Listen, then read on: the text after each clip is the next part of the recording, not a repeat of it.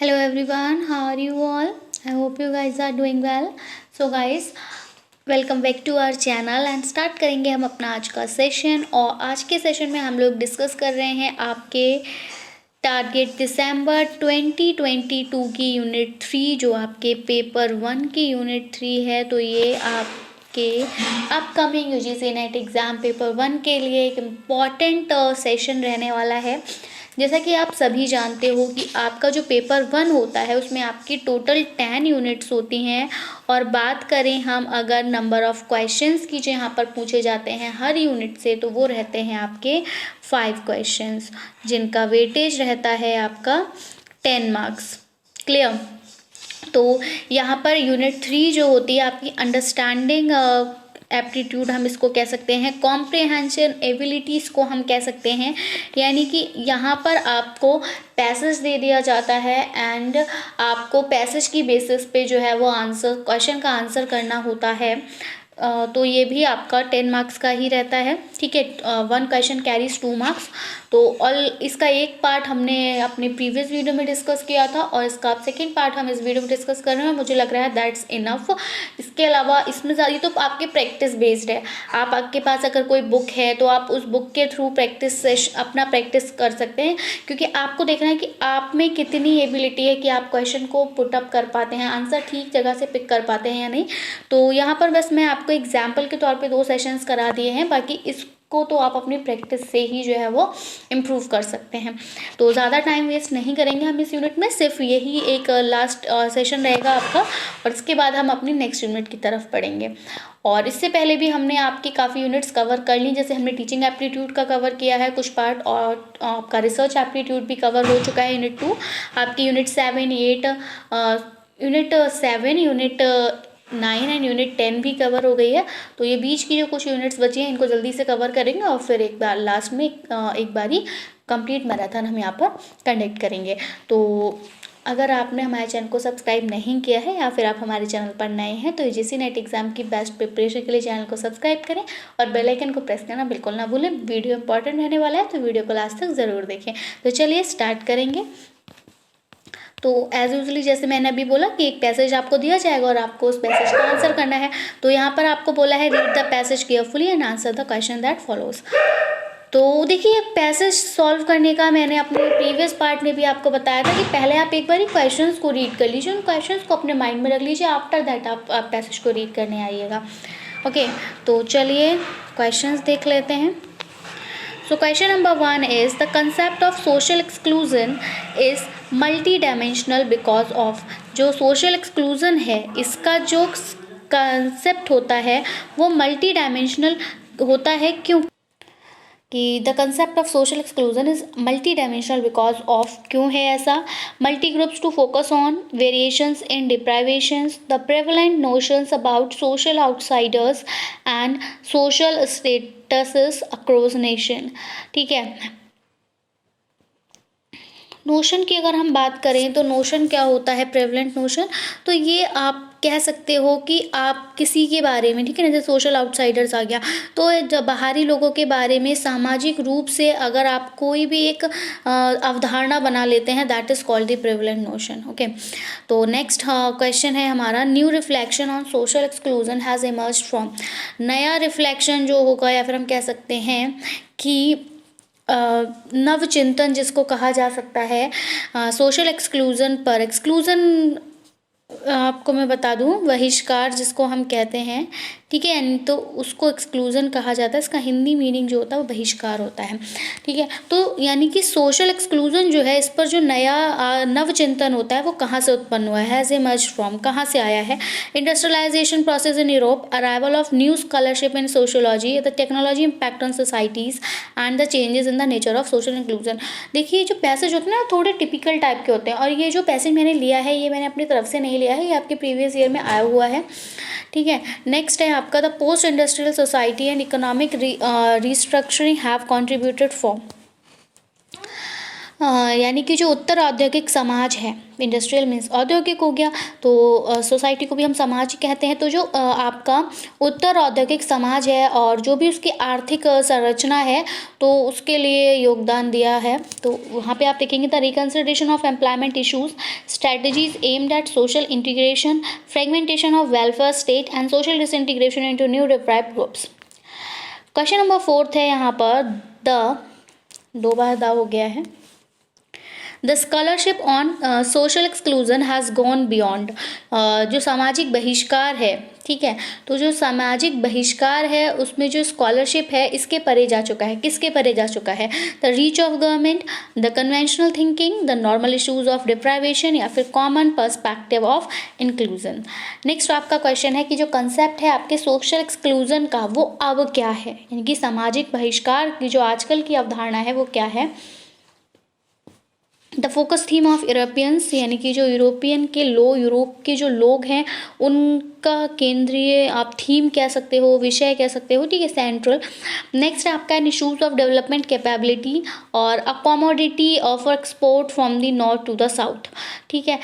Commodity जैसे आपको export और इम्पोर्ट का तो पता है ना, निर्यात वगैरह होना, ठीक है, तो किसी भी वस्तु का एक्सपोर्ट हो रहा है आपका साउथ से नॉर्थ की तरफ, ठीक है। तो कॉमोडिटी आप किसी एक वस्तु के लिए यहाँ पर यूज़ कर रहे हैं, ठीक है। And universal character going beyond the western hemisphere.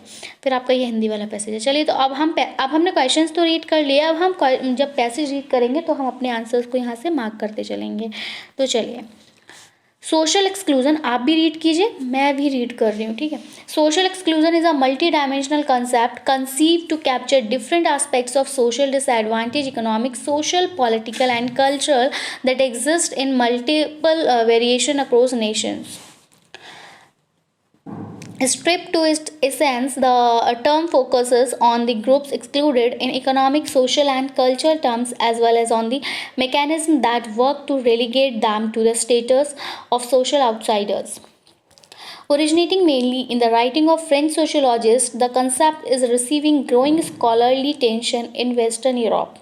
The emergence of the term, in fact, reflects an attempt to reconceptualize the changing nature of social disadvantage in post-industrial societies in the face of major technology change and economic restructuring. The West, for example, has been experiencing an intensifying process of social integration that is occurring because of long-term unemployment, increasing migration, and the rolling back of the welfare state. Consequently, new vulnerable social groups have been emerging and living in different ways. The new industrial poor, immigrants, ethnic groups, single parents, among other interests in social exclusion, has grown in relation to the growth of new social problems in the West. बहुत ज़्यादा time taken हो जाएगा, इसलिए थोड़ा fast पढ़ रही हूँ, ठीक है। आप खुद से भी पढ़ के चलिए। देखिए, रोक तो काफ़ी देर रही हूँ मैं स्क्रीन पर आपके पैसेज को। Two important issues are worth considering here. First, does the concept that add anything new which cannot be provided by analysis within a more conventional framework of say poverty, inequality, deprivation and so on. Second की अगर हम बात करें तो second and more important, can this concept be extended beyond a European perspective to a development setting? Can it be exported from the north to the south, from a situation where the majority are well off to a situation where the majority are poor?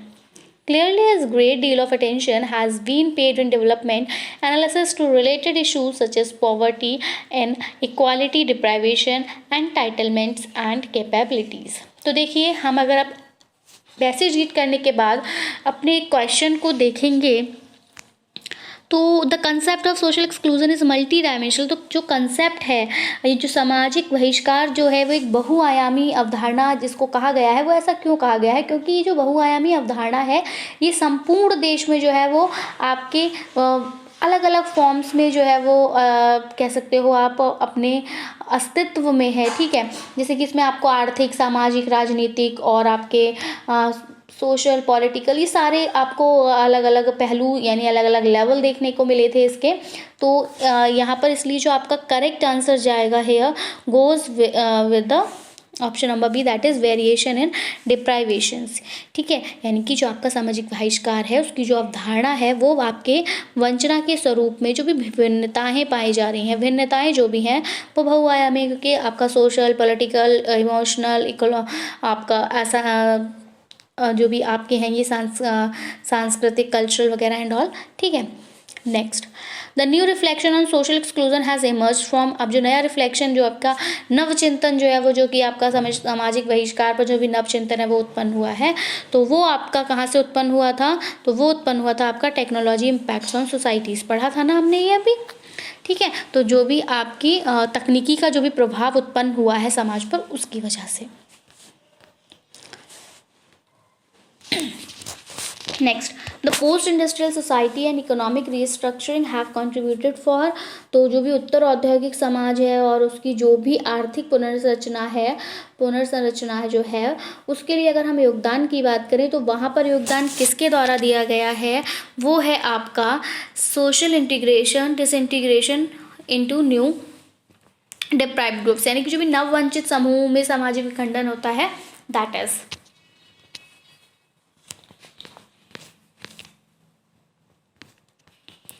The scholarship on social exclusion has gone beyond. जो scholarship है social exclusion पर, वो आप कह सकते हो कि कहाँ तक किसके परे जा चुका है? तो ये आपका गया हुआ है परंपरागत सोच, यानी कि आपकी कन्वेंशनल थिंकिंग। ठीक है,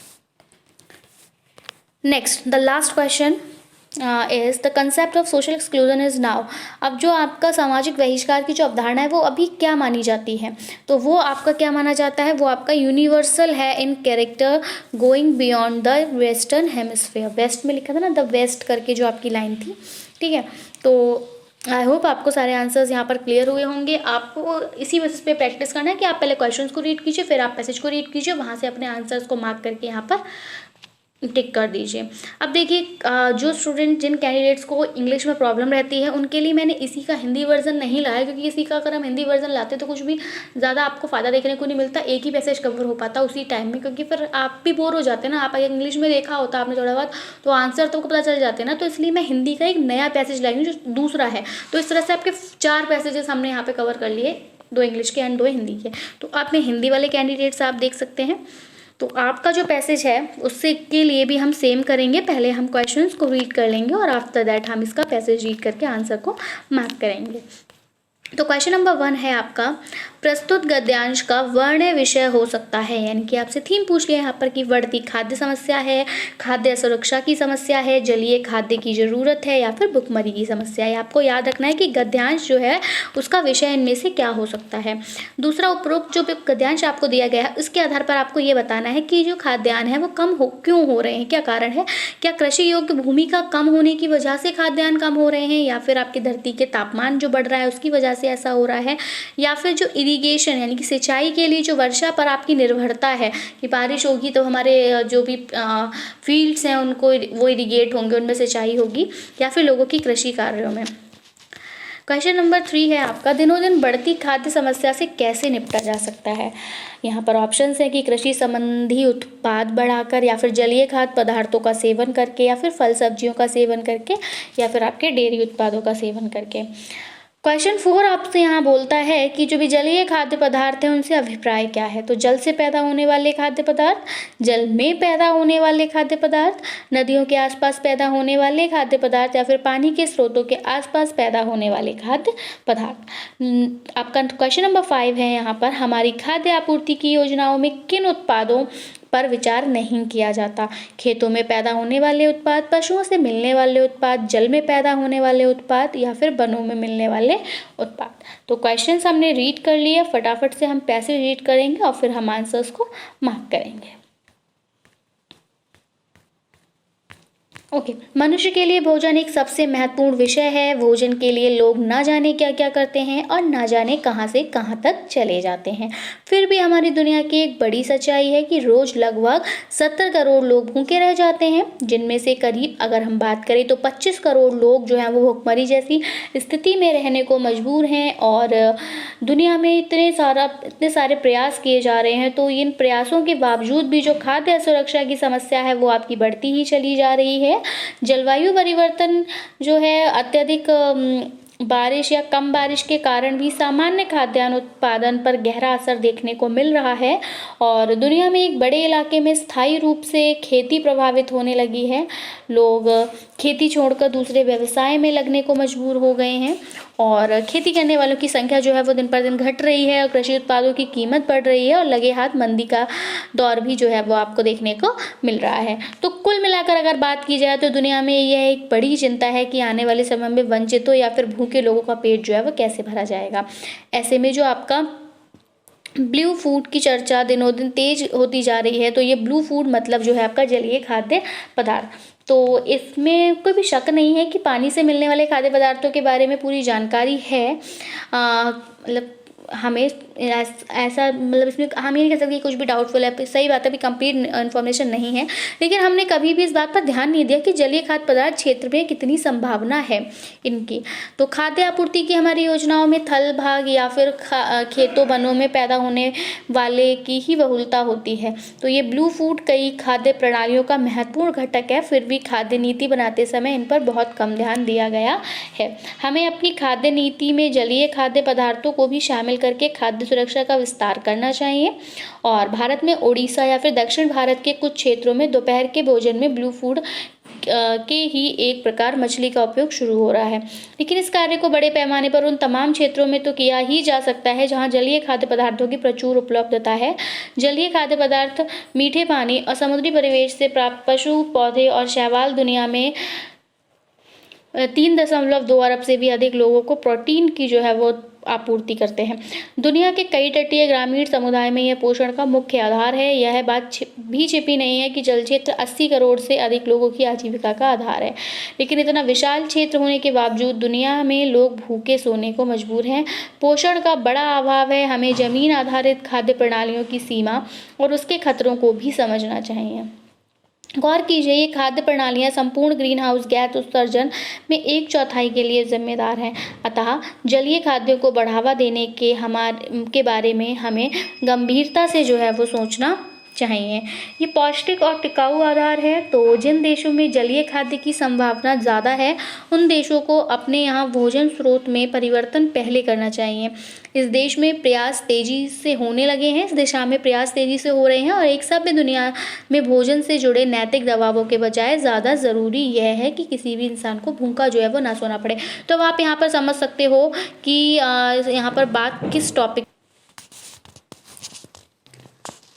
क्लियर है। तो हम आपने पूछा है कि प्रस्तुत गद्यांश का वर्ण विषय हो सकता है, तो आप खुद समझ रहे हो कि वर्ण विषय यहाँ पर क्या है, किसके बारे में बात हो रही है।